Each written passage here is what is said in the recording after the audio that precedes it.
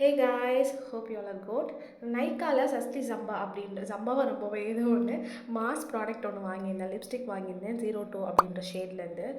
பார்க்குறதுக்கு வந்து நல்ல பக்கா நியூட் ஷேட். போடும்போது அப்படி தான் இருந்துச்சு. ஐயோ, ஒரு பட்டர் மாதிரி இருந்ததுங்க. நான் போட்டுக்கிட்டே இருக்கேன்.